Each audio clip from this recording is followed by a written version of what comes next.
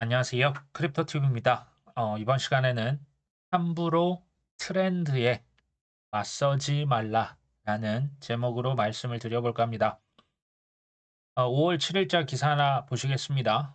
폭스 비즈니스에서 한 기자가 미국의 SEC가 예전에 그 트위터 X 계정이 해킹됐었던 거 기억나시죠? 그때 비트코인 ETF가 승인됐다. 그래가지고 최소 수천억 원 이상의 비트코인 청산이 실제로 발생을 했었죠. 근데 이거 조사하다가 밝혀진 게 2023년도에 SEC의 정보보안 프로그램이 미흡하다라는 사실을 이미 사전에 보고가 됐었다라고 합니다. 하지만 이것을 알면서도 개선을 하지 않았다가 지금 XX 이거 계정이 해킹이 됐었다. 그러니까 이제 전 세계가 그때 당시 주목을 했었지 않습니까? 비트코인 ETF, 특히 이제 현물 ETF였기 때문에요. 근데 그 전에 블랙락, 코인텔레그래프에서 오버를 냈었고, 그 다음에 SEC 트위터 계정에 해킹이 됐었던 거 기억나시죠? 제가 그때 말씀드렸던 거 혹시 기억나실지 모르겠습니다. 이거 의회에서 청문회를 열고 법무부에서 질타를 하고 난리를 법석을 피워도 이거 그냥 별일 없이 아마 넘어갈 것이다. 지금 누가 재판을 받았다, 누가 깜빵에 갔다, 벌금을 냈다, 후속 조치가 나온 게 있습니까? 제가 알기로 지금 하나도 없거든요. 이게요, 좀 씁쓸하죠. 이게 돈의 힘입니다. 세계가 그렇게 공정하지 않고요. 기득권들은 그들의 이권을 가져가기 위해서 이런 짓을 하고 있는 거죠. 근데요, 저는 오히려 이걸 반대로 한번 생각을 해보시면요. 코인이라고 하는 게 그토록 진짜 알짜 중에 알짜, 횡재 중에 횡재고 자산 중에 자산이라는 생각이 계속 듭니다. 실제로 미국의 하원 의원들이 SEC를 이제 악덕 규제 기관 대놓고 얘기하죠. 얼마 전에 로빈후드라고 하는 코인이나 주식 거래소가 있는데요. 여기를 또 기소를 하기 위해서 웰스 노티스를 하나 날렸었거든요. 이게 전 세계가 이제 다 알고 있죠. 이 뒤에는 누가 있다? 월가가 있습니다. 월스트리트 전통 금융기관. 연준도 이게 중앙은행이라고 알고 있지만 그 대주주가 누구다? JP 머건이다. 시티은행이다. 과거 월가를 주름잡던 그 은행들이 연준의 대주주였다. 이 사실을 파악하는 사실이요. 사람들이 미국에도 별로 없다라고 하죠. 미국의 디지털 상공회의소에서도 SEC 로빈후드 제소 움직임은 이거 너무하다. 투자자 보호 의무와 상충이 되고 이런 공격적인 방식은 해를 끼칠 수 있다. 근데 이게요, 지난 몇 년간 이게 1년, 2년도 아니고 SEC 계속 듣다 보면 신기하지 않습니까? 이거 정말 대단하다. 이거 1, 2년도 아니고 계속 이런 게 가능하냐? 네, 가능하죠. 리플을 기소했었고요. 바이낸스, 크라켄, 코인베이스, 테더, 바이낸스는 아예 5조 몇천억 원 벌금 내리고 CG는 아예 옷을 벗겨버렸지 않습니까? 이제 물러나게 하고 유니스왑이다, 로빈후드다, 그 전에로 가면 테라루나, FTX, 셀시우스 수많은 기업들이 사실은 공중분해 사라져 버렸죠. 근데요, 그렇게 다 죽이고 속여서라도 차지하고 싶은 게 뭐다? 저는 그게 바로 코인이다. 라는 생각이, 이거는 예나 지금이나 변함이 없습니다. 제가 이번 시간에는 이미 아실 수도 있지만 실제적인 증거를 그래서 최대한 많이 좀 보여드리려고 합니다. 타이거 브로커스는 홍콩에 있는 증권 중개업체라고 보시면 됩니다. 여기에서 코인을 팔기 시작했다. 이건데요. 비트코인, 이더리움 등 18개 코인, 가상자산과 주식, 옵션, 선물, 미국 국채, 펀드 등을 파는데 파트너십을 누구랑 맺었다? 해시키 그룹과 맺었다라고 나오죠. 미국에서는 블랙럭이 밀면 그냥 가는 거죠. 홍콩은 누굽니까?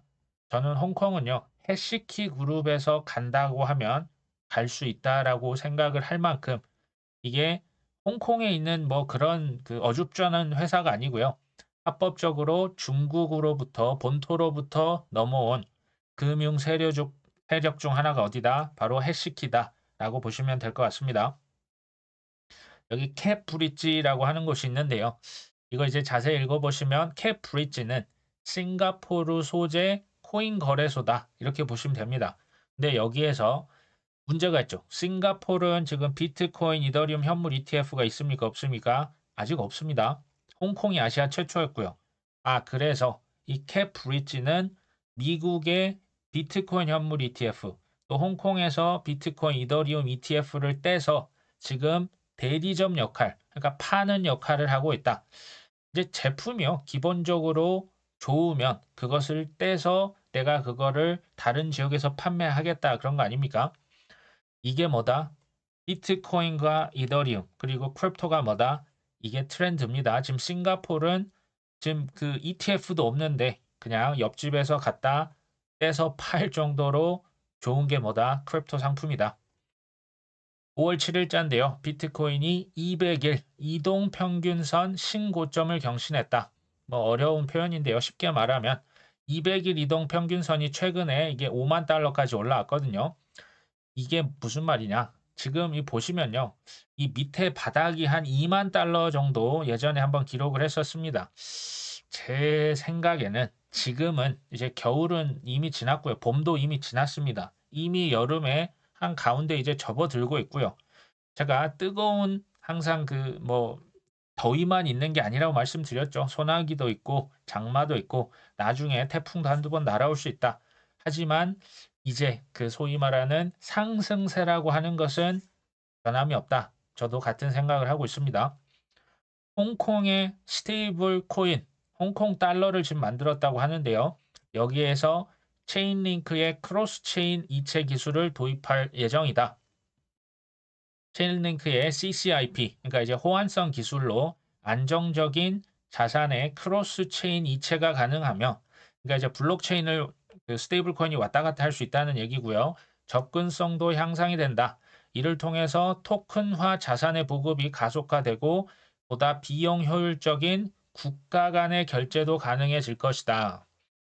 지금 전 세계에서요. 모두 예외 없이 스테이블 코인과 CBDC 발행 움직임이 뚜렷이 보이고 있습니다. 그리고 또 한 가지 있죠. 전 세계에서 자산 토큰화에 관심이 매우 많고요. 실제로 연구를 하고 있습니다. 근데 이 1번과 2번 스테이블 코인 CBDC 또 자산 토큰화에 있어서 가장 필요한 기술 물론 여러 가지가 있는데 그중 하나가 뭘까요? 바로 호환성 기술입니다. 호환성은 이제 쉽게 말하면 부동산을 코인으로 만들어서 이 코인을 다시 뭐 주식으로 바꾸고요. CBDC로 바꾸고 뭐 송금을 하고 결제를 하고 왔다 갔다 하는 거고요. 또 블록체인 여러 가지 고속도로에 자산이 있는데 그거를 체인을 왔다 갔다 할 수 있게끔 하는 게 당연히 필수가 돼야겠죠. 그 세 가지 대표적인 코인이 어디였다? 지금 방금 언급드렸던 체인링크가 있고요. 코스모스, 폴카닷. 자, 이들은 자산과 체인을 서로 호환시켜 줄 수 있는 호환성 기술. 근데 이제 가격적인 면에서 얘네들이 가장 크게 오를 것이다라는 생각은 저는 솔직히 들진 않습니다. 다만 얘네들이 나중에 뭐 없어지거나 뭐 그럴 가능성은 뭐 저는 매우 낮다. 뭐 그렇게 보여집니다. 핵심 뭡니까? 여기서도 트렌드에 맞서지 말라. 그 트렌드 중 하나가 뭐다? 자산 토큰화라고 하는 거. 뭐 이제는 의심하실 분이 없겠죠. 블랙락 비트코인 현물 ETF가 5월 6일자 뭐 지금 2,200만 달러 정도 더 들어왔었다. 그리고 이제 홍콩도 비트코인 현물 ETF를 누군가 계속 사겠죠. 출시 4일 만에 지금 4,388개 비트코인을 배집했다. 트렌드가 뭡니까? 트렌드가 블랙럭이 간다고 하면 가지고요. 또 이제 홍콩, 중국의 또 세력이 간다고 하면 가겠죠. 그 트렌드가 바로 비트코인과 이더리움이죠. 쉽게 말하면 그냥 크립토 자체가요.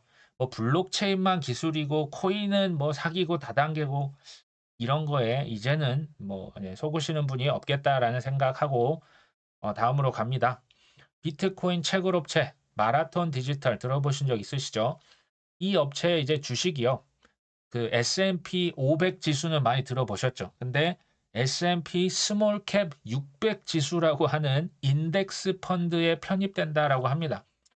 제가 예전부터 말씀드렸던 게 현물 ETF는 뭐 너무나 첫 시작이고요. 나중에 이런 인덱스, 코인도 나중에 지수 만들어서 월가에서 여기에 엄청나게 돈을 많이 태울 것이다. 말씀을 드렸었죠.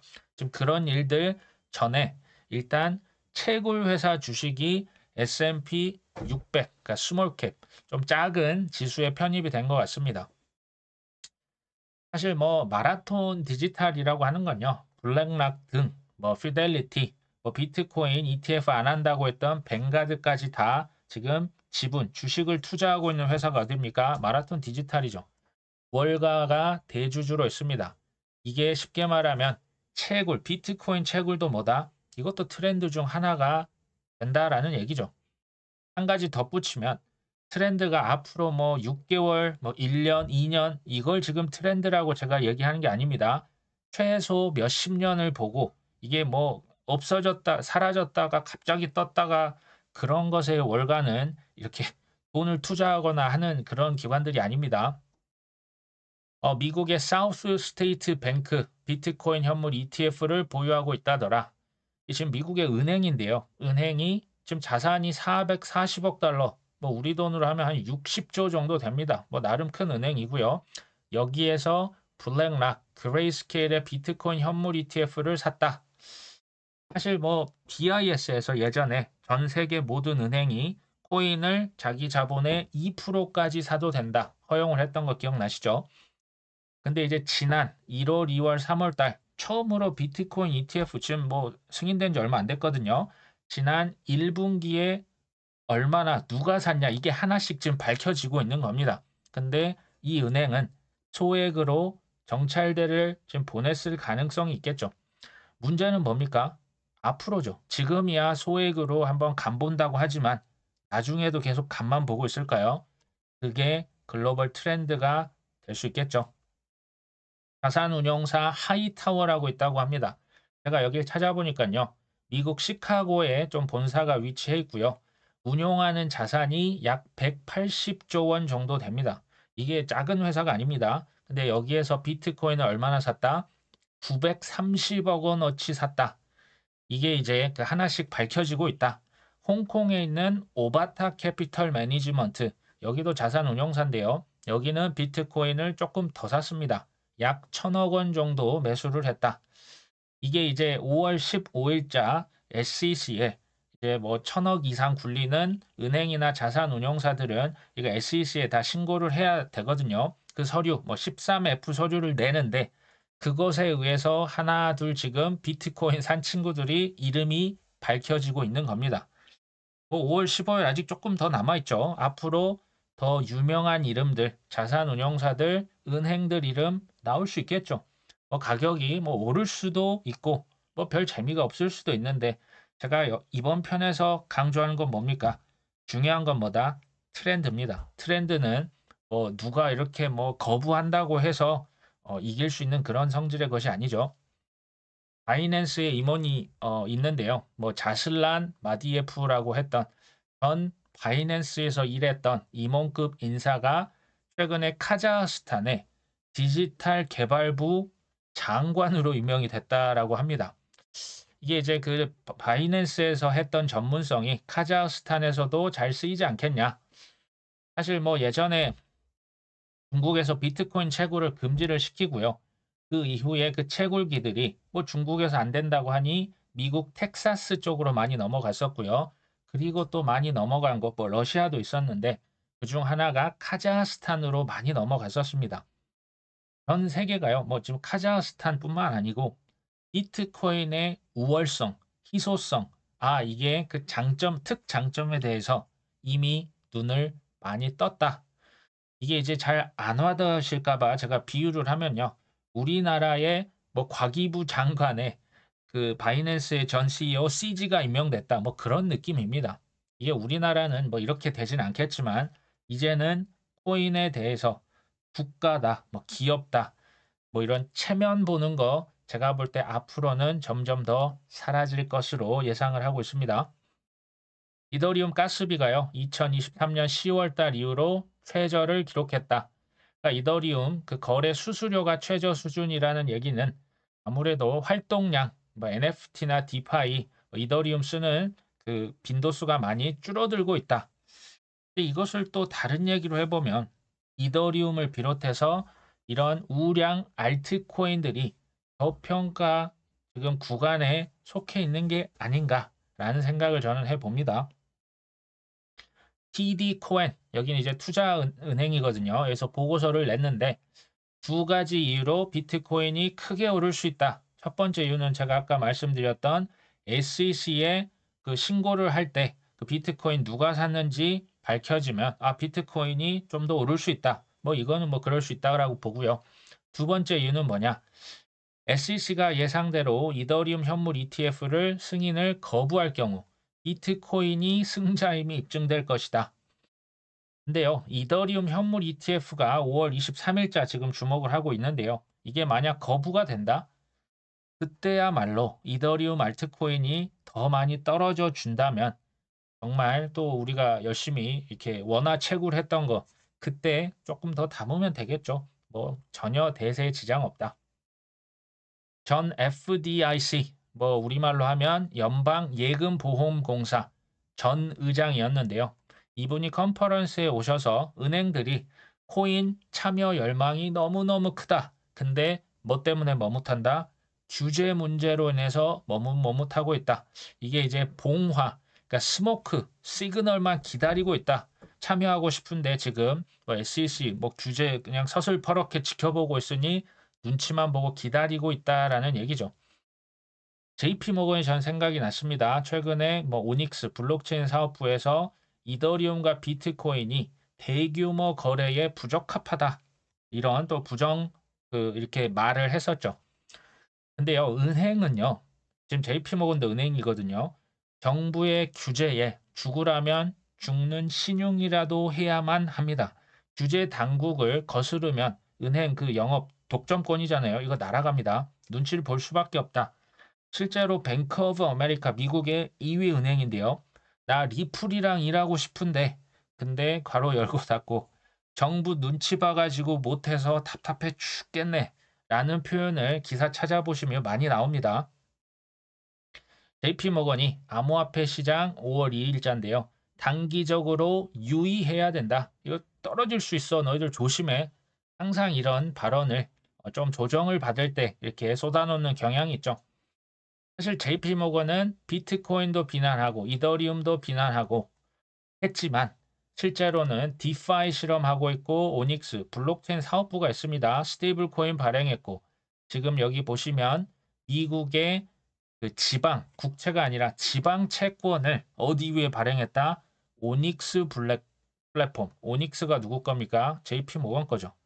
정말 블록체인 코인으로 할 수 있는 거 지금 다 하고 있습니다. 단지 비트코인, 이더리움 이제 정부 눈치 때문에요. 계속 이제 그 공식 석상에서 비난하고 있을 뿐이죠. 근데 저는 한 가지 예측을 해보면 향후에 월가에서 제가 볼 땐 이미 탐욕을 노골적으로 드러낼 만큼 냈거든요. 근데 시간이 갈수록 원색적으로 탐욕 더 노골적으로 드러낼 겁니다.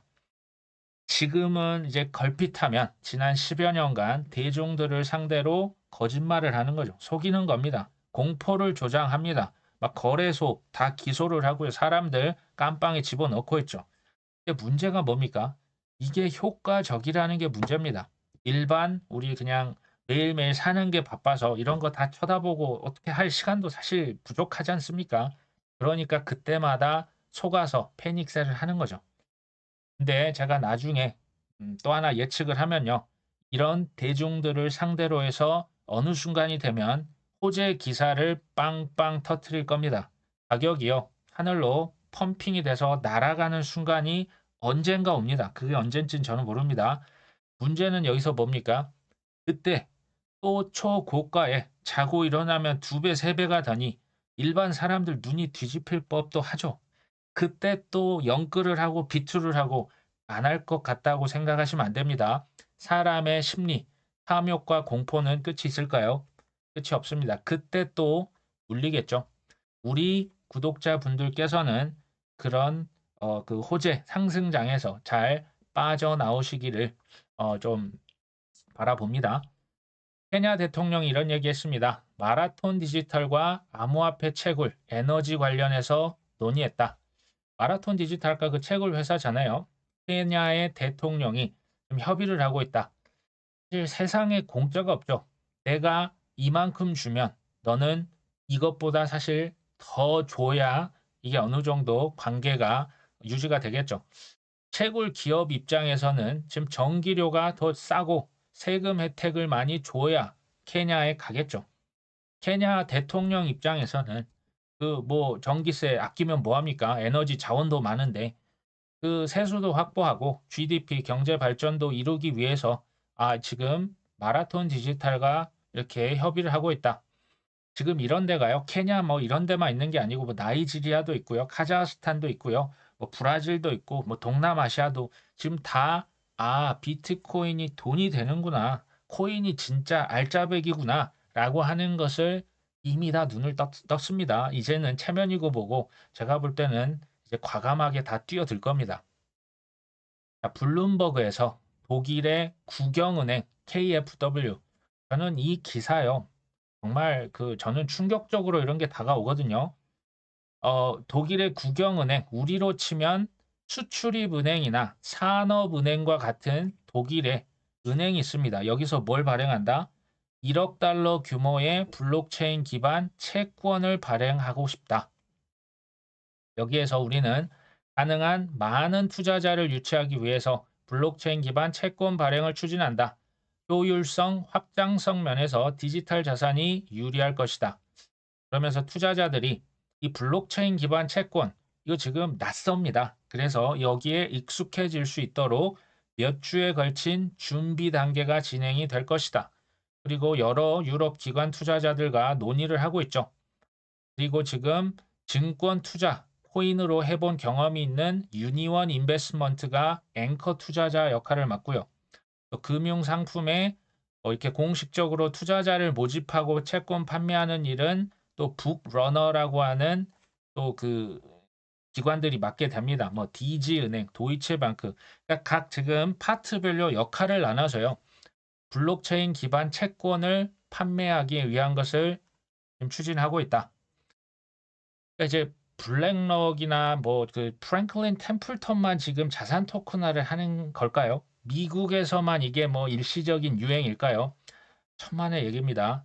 유럽 내에서도 사실 독일의 영향력이 상당히 큽니다. 그리고 이제 스위스와 함께 그 유럽에서 가장 크립토 관련 친화 국가 중에 하나가 독일과 스위스죠. 근데 왜 국채부터 이렇게 자산 토큰화를 할까요? 그다음 왜 스테이블 코인과 CBDC에 대해서 그렇게 서두르고 있을까요? 마지막으로 왜 코인을 리플을 포함해서 왜 그렇게도 탄압을 하는 걸까요? 이 세 개에 대한 질문이요. 다 사실은 답이 똑같아요. 이걸 제가 뭐 그냥 또 쉽게 말씀을 드려봅니다. 국가의 GDP가 경제가 발전하려면요. 인구가 늘어나든지 생산성이 늘어나든지 빚을 늘려서 돈을 써줘야 됩니다. 근데 인구는 줄어들고 있죠. 생산성, 시간이 많이 소요가 됩니다. 뭐 인공지능 바로 뭐 가서 엄청난 아웃풋, 시간이 걸립니다. 그래서 세금을 거둘 바에 빚을 늘리자. 그래서 그냥 국채를 찍어서 돈을 막 찍는 거죠. 고령화 시대 가장 손쉬운 해법이 바로 그래서 돈 찍기입니다. 근데 이 빚, 국채 이걸 팔아야 이제 그 돈을 갖다가 쓸 거 아닙니까? 국채를 효과적으로 팔려면 블록체인 위에 올려서 전 세계에 저렴하고 신속하게 보급하면 되겠죠. 그게 뭐다? 자산 토큰화다. 자산 토큰화인데요. 토큰이란 말과 코인 뭐 그냥 비슷하다고 제가 해보겠습니다. 살짝 다르지만 어쨌든 자산 코인화, 자산을 코인으로 만드는 거 아닙니까? 그 코인에 스테이블 코인이 포함이 됩니다. CBDC 포함이 되고요. 뭐 리플이라고 치면 리플넷의 XRP가 코인 아닙니까? 코인으로 만들어서 왔다 갔다 할 것이다. 전통 금융에서요. 한번 생각해 보십시오. CBDC의 시대가 왔는데 서로 CBDC 국가별로 다른데 그거를 환전을 하고 송금을 시키고 결제를 해야겠죠. 그러려면 퍼블릭 블록체인, 그러니까 고속도로가 있고요. 거기에 자동차가 있어야겠죠. 그래야 물건을 왔다 갔다 실어다 나를 수가 있지 않습니까? 그럼요. 그냥 쉽게 말하면 은행에서 이더리움 보유하고 있어야 됩니다. 솔라나 갖고 있어야 되고요. 스텔라 루멘스를 갖고 있어야 뭘 하겠죠. 근데 문제가 있습니다. 전통금융, 대형 기관들은 현물 ETF가 없으면 사실상 매수가 불가능합니다. 이해되시죠?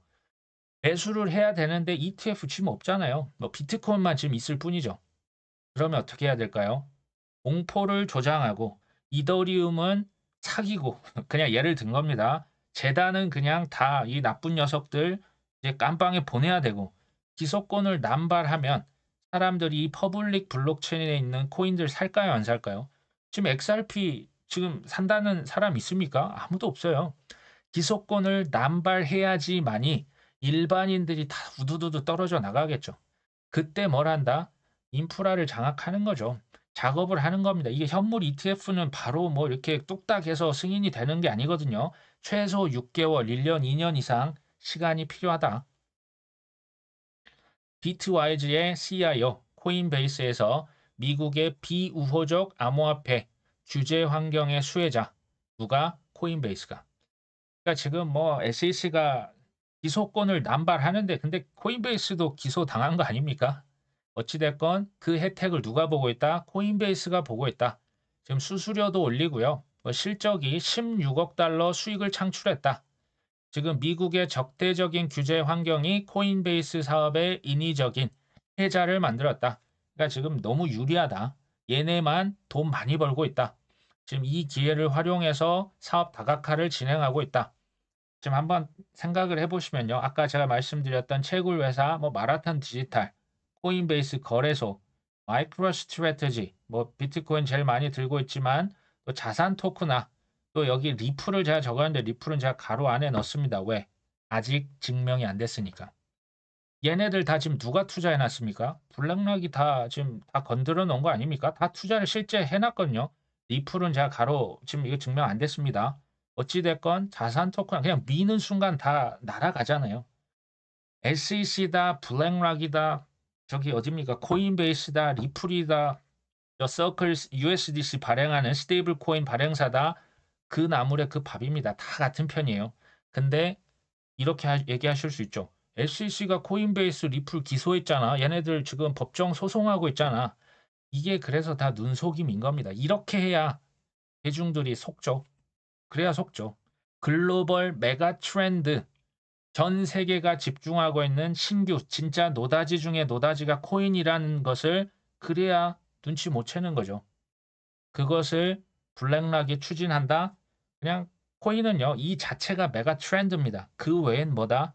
소음에 불과하다. 저 이거 거의 2014년도부터 제가 행사를 운영을 했기 때문에 지금의 뭐 이 정도 퍼드와 증오는요. 사실 좀 간지러운 수준이고요. 진짜로 이 비트코인을 장기 뭐 쓸개나 간이나 신장 파는데 실제로 썼습니다. 그래서 이거 뉴스 한번 나오는 순간 우두두 떨어졌었고요. 해킹 됐었고 10년간 증오받았던 게 뭡니까? 그게 코인 아닙니까? 근데요. 그 실상을 정확하게 꿰뚫으면 그 어떤 저주와 폭락도 뭐가 됩니까? 매수의 절호의 기회가 됩니다. 조금요. 제가 과장해서 말씀드리면 문제가 있어요. 코인 투자는 1년 중에서 360일은 지루하기 짝이 없습니다. 내가 이러려고 여기 들어왔나? 뭐 마이너스 70%, 80% 보면서 자괴감에 빠지는 게 코인이죠. 근데 1년 중 딱 일주일 흥분돼서 하늘을 날아갈 것 같은 극도의 쾌감을 느낀 게 뭐다? 이게 코인입니다. 이게 쉬울까요? 그 일주일을 위해서 360일을 기다려야 되는 게 코인입니다. 세력 중에 세력이 거짓말 치고 해킹시키고 오보를 하고 파산을 시켜서라도 기필코 장악하고 싶은 거 이게 뭐다? 이게 코인입니다. 이게 뭐다? 이게 트렌드다. 이 트렌드에 자꾸 뭐 함부로 뭐 샀다 팔았다 선물 옵션으로 나는 뭐 빠르게 부자가 될 것이다. 그런 거 조금 좀 자제하시고요. 그냥 이 트렌드에 올라타는 게 중요하겠죠. 차분히 활용을 했으면 좋겠다. 오늘 방송 여기까지 합니다. 끝까지 시청해 주셔서 감사합니다.